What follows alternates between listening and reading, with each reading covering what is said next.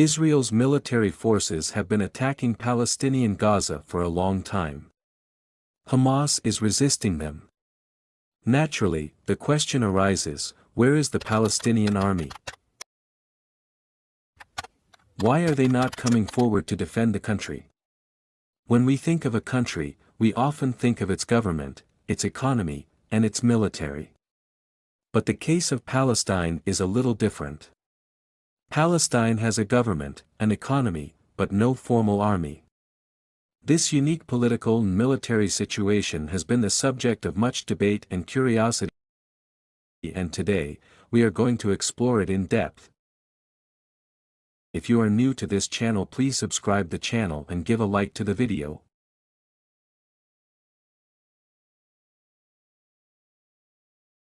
In fact, Palestine is one of the few countries in the world that do not have an army.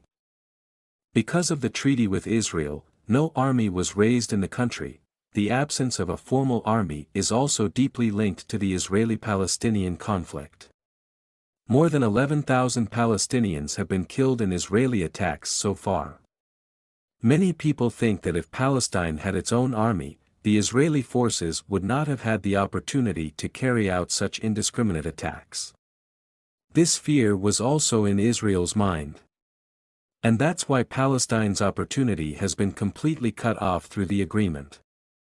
Israel's military occupation of the West Bank and Gaza Strip means that Palestine has limited control over its own territory, making it impossible to establish a formal army. Additionally, the Oslo Accords, signed in the 1990s, specifically prohibited Palestine from maintaining a formal military force. Currently, the Palestinian resistance movement Hamas is resisting the Israeli attack. However, this military wing of theirs is not government recognized. Still, Hamas and several of its affiliates claim to have taken up arms to save the country. Originally, the former Palestinian president Yasser Arafat signed the peace treaty with Israel because the conditions contained in the Palestinian Army do not have the right to have its own. In that agreement, it was said that if an armed force is formed in Palestine, the government will hand over that force to Israel. Otherwise, Israel will attack Palestine. In addition to these historical and political factors, the international community played an important role in shaping Palestine's military status. For example, the United Nations has repeatedly called for the establishment of a Palestinian state, but has stopped short of recognizing Palestine as a sovereign state with the right to maintain a formal army. The influence of international law, governing bodies, and neighboring countries on the military situation in Palestine is complex and multifaceted.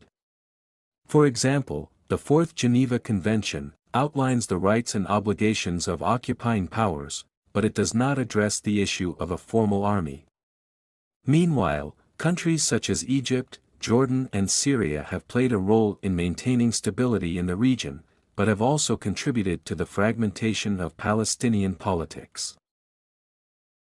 The Palestinian military was formerly known as the Palestine Liberation Army or PLA under the Palestine Liberation Organization or PLO. But as per the terms of the agreement, that organization was disbanded. The main purpose of the agreement between Palestine and Israel in 1993 was to disarm Palestine. According to the agreement, they can form a paramilitary force for the internal security of the country, but its scope is also limited. Israel will have control over the deployment, weapons, and power of this force. Not only that, the right to control the manpower and leadership of the Palestinian police force has also been given to Israel. From guarding Gaza's coastline to traffic police to traffic control, Israel began to control everything. There are allegations that Israel continues to control Palestine as it has the leadership and control of all types of law and order forces in their own hands. Many types of oppression are also carried out by the Israelis.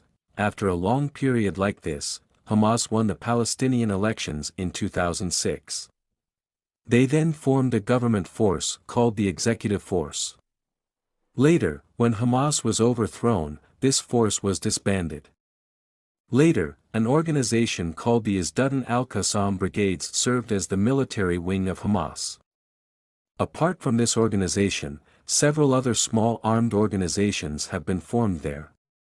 Together, they resisted the Israeli military. Although these organizations are not recognized by the government army, they have repeatedly defeated the powerful military forces like Israel in the past. Even if Gaza is crushed at this stage, the strong and modern Israeli military cannot declare absolute victory because of these organizations. In short, the absence of a formal army in Palestine is a complex problem, rooted in history, politics, and international law. This has significant consequences for the Palestinian people and the wider conflict in the Middle East. Thanks for watching, and I'd love to hear your